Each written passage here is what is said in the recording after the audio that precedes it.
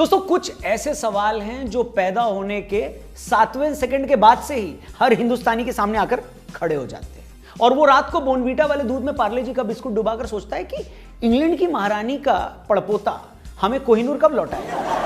सुबह शीशे में साइड मांग निकालते वक्त वो खुद से पूछता है कि सलमान भाई शादी कब करें। आधी रात सूसू करने उठता है तो सूसू से ज्यादा इस बात के प्रेशर में डूब जाता है कि दाऊद इब्राहिम भारत कब आएगा। और यही आदमी शाम को ऑफिस के सामने पनवाड़ी के पास खड़ा बीड़ी पी रहा होता है तो बीड़ी के उड़ते हुए धुएं में इस सवाल में डूब जाता है कि क्या 2024 में मोदी को कोई हरा सकता है या नहीं।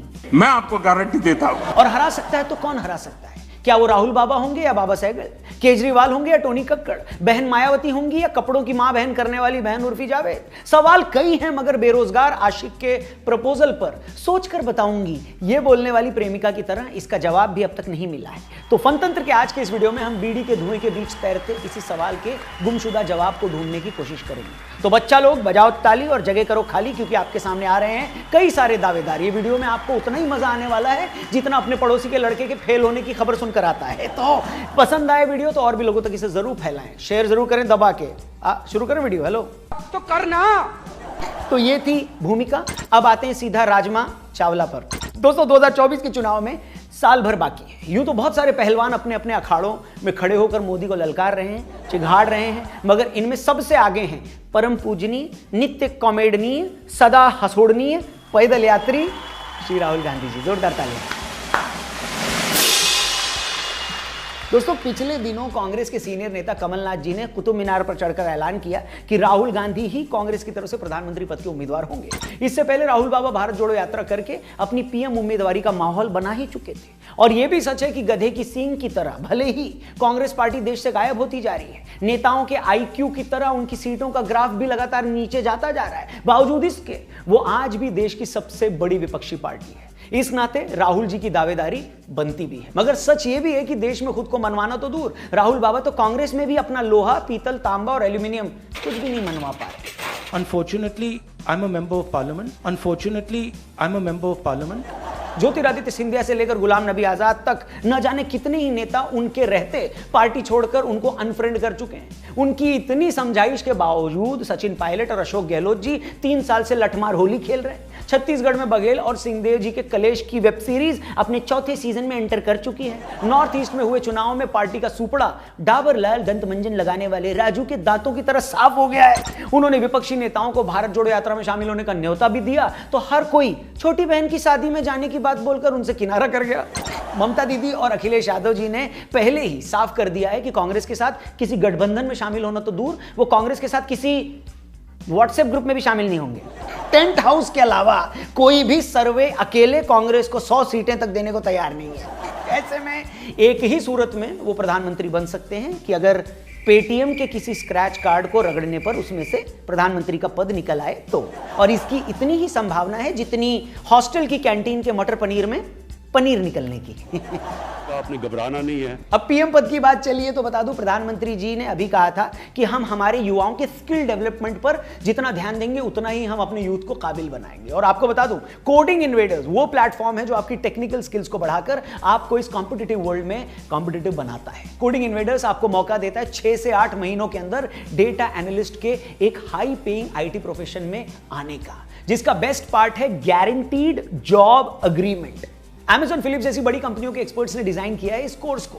मजे की बात यह है कि इसके लिए आपको कोडिंग बैकग्राउंड से होने की भी जरूरत नहीं है, सिर्फ आपको ग्रेजुएट होना जरूरी है। इसमें 300+ हायरिंग पार्टनर्स के साथ अभी तक 20,000 से ज्यादा कैंडिडेट्स को 10 से 25 लाख पर एनम की जॉब मिल चुकी है। सो कोडिंग इन्वेडर्स का डिस्क्रिप्शन में हमने लिंक दिया, उस पर क्लिक करके जल्दी से आप रजिस्टर करो, कोर्स ज्वाइन करो, बढ़िया जॉब मिले तो भाई को पार्टी में बुलाओ।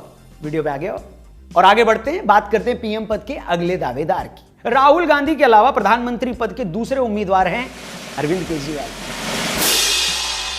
केजरीवाल जी भी उस वक्त से पीएम पद के उम्मीदवार हैं जब लॉर्ड माउंटबेटन इंग्लैंड जाने के लिए सराय काले खान से यूपी रोडवेज की बस में भी नहीं बैठे थे। केजरीवाल जी ने 2013 का विधानसभा चुनाव जब जीता तो लोग कहने लगे कि वो अगले पीएम हो सकते हैं। 2014 में वो खुद भी चुनाव हारे और उनकी पार्टी के ज्यादातर सदस्यों की जमानत भी जब्त हो गई। दिल्ली में उनकी पार्टी सभी 7 सीटों पर हार गई। 2015 में वो विधानसभा चुनाव जीते तो फिर से कुछ लोगों को उनमें धुंधला धुंधला पीएम दिखने लगा। 2019 चुनाव में उनके पीएम पद का सपना सिर्फ 271 सीटों से दूर रह गया और पूरी पार्टी में सिर्फ एक भगवंत मान जी ही थे जो एक सीट जीत पाए।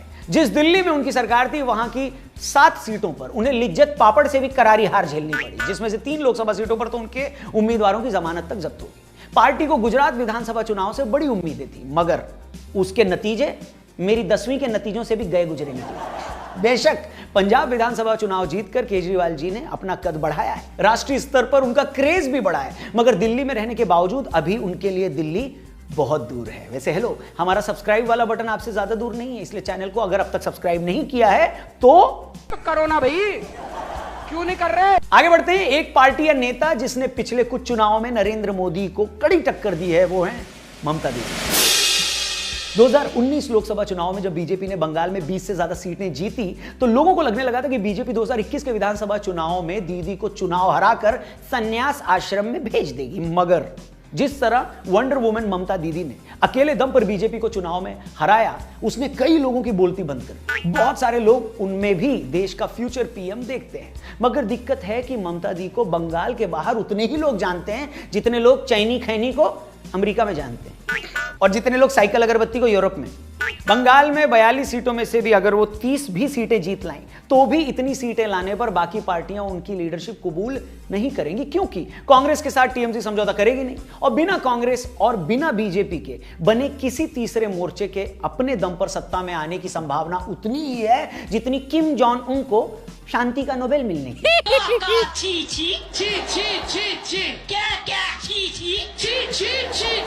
आगे बढ़ते हैं। भारतीय राजनीति के सरदार खान नीतीश कुमार जी की राजनीति का एक ही मकसद है, प्रधानमंत्री पद की कुर्सी। पिछले साल जब उन्होंने बिहार में बीजेपी के साथ अपना गठबंधन तोड़ा तभी ये क्लियर हो गया था कि ऐसा करके वो खुद को भावी प्रधानमंत्रियों की मंडी में उपलब्ध करवाना चाहते हैं। भले ही नीतीश बाबू प्यार में पड़ी कन्या की तरह अपनी फीलिंग्स को कितना ही छिपाएं, प्रधानमंत्री बनोगे इस बात पर कितना ही लजा जाएं, मगर हर किसी को पता है कि आज भी वो खाली वक्त में स्केच लेकर खाली दीवारों पर नीतीश लव्स पीएम पोस्ट की ही ड्राइंग करते हैं। मगर इसमें भी दिक्कत यह है कि लोकसभा या विधानसभा चुनाव जेडीयू अक्सर गठबंधन में ही चुनाव लड़ती रही है। 2014 में वो अकेले 38 सीटों पर लड़ी थी तो उनके खाते में सिर्फ 2 सीटें आई। इस बार भी नीतीश तेजस्वी यादव की आरजेडी के साथ गठबंधन में है, उन्हें लड़ने के लिए 15 सीटों से ज्यादा मिलने वाली नहीं। अगर वो ये सभी जीत भी गए, जिसकी उतनी ही संभावना है जितनी पाकिस्तान की वर्ल्ड बैंक को लोन देने की, फिर भी अगर वो 10-12 सीटें भी जीत गए तो इतनी सीटों के साथ वो किसी भोजपुरी फिल्म के लिए थिएटर में पूरी रो तो बुक कर सकते हैं, मगर पीएम पद की कुर्सी पर बैठ नहीं सकते, बशर्ते चूरन वाले नोट की तरह पीएम पद की भी कोई चूरन वाली कुर्सी आती हो। और आप किसके समर्थक हैं? मैं आपको डायरेक्ट पूछ रहा हूं। इसके अलावा पीएम पद के बाकी दावेदारों की बात करें तो कुछ लोग अखिलेश यादव जी का नाम भी हवा में उछाल रहे हैं, मगर यह देखते हुए कि सपा के पास सिर्फ 3 सीटें हैं, मुझे पूरा शक है कि हवा में जो उछाला जा रहा है वो नाम नहीं है, अखिलेश बाबू की इज्जत है, क्योंकि उन्हें भी अच्छे से पता है कि 3 एमपी से लोकसभा में बहुमत पाना तो दूर, 3 लोगों के साथ तो आप यूपी में किसी ऑटो वाले को चलने को भी नहीं बोल सकते। वो भी यही कहेगा कि 1-2 सवारी आने तो फिर चलेंगे। जो गलत है वो गलत है। इनके अलावा पीएम पद पर दावेदारी तो शरद पवार साहब की भी है, वो भी इल्तुतमिश के जमाने से पीएम पद का ख्वाब पाले हैं, मगर अभी तो उनकी महाराष्ट्र में सरकार भी नहीं है। उनका उद्धव ठाकरे की शिवसेना से गठबंधन था, मगर अभी गठबंधन तो दूर, खुद उद्धव जी के पास शिवसेना भी नहीं है। इसी तरह पीएम पद के 75वें दावेदार के तौर पर तेलंगाना के मुख्यमंत्री चंद्रशेखर राव हैं, 80वें उम्मीदवार के तौर पर डीएमके के प्रमुख स्टालिन साहब हैं, पीएम पद के 90वें दावेदार के तौर पर मेरी बुआ का लड़का सोनू है और 105वें दावेदार के तौर पर मेरी गली में खेलने वाला चिंटू। इसके अलावा मेरा पड़ोसी मंगलू की भैंस पारो और पारो का बॉयफ्रेंड विक्रम सिंघानिया भी पीएम पद के दावेदार हैं। बाकी मुझे भी आपसे कुछ पूछना है। इससे पहले कि वो मैं आपसे पूछूं, आप लोग डेटा एनालिस्ट कोर्स की गारंटीड जॉब के लिए डिस्क्रिप्शन में कोडिंग इनवेडर्स का लिंक दिया, वहां पर क्लिक करें, रजिस्टर करें, मेरा कोड JOB20 यूज करें, 20% का आपको डिस्काउंट मिलेगा और गारंटीड जॉब बैच में हो सकता है आपको जॉब मिल भी जाए। फर्स्ट 100 लोगों के लिए डिस्काउंट है, इसलिए जल्दी से इसमें अप्लाई करें, देर किस बात की, और जॉब मिले तो भाई को पार्टी पे जरूर बुलाएं। इसी के साथ आज के फनतंत्र में इतना ही, जिसमें हमने आपको उन 13,843 लोगों के बारे में बताया जो आज देश में पीएम पद के दावेदार हैं। अब मुझे जो आपसे पूछना है वो ये कि अगर आपके भी आसपास व्हाट्सएप ग्रुप में, कोचिंग सेंटर में, आस पड़ोस में, सोसाइटी में कोई पीएम पद का दावेदार हो तो कमेंट सेक्शन में उसका नाम जरूर बताइएगा। और अगर आप भी खुद को पीएम पद का अगले दावेदार मानते हो तो अपना ही नाम लिख दो। यहां पर कौन सा सपने देखने पर जीएसटी लग रहा है ब्रो।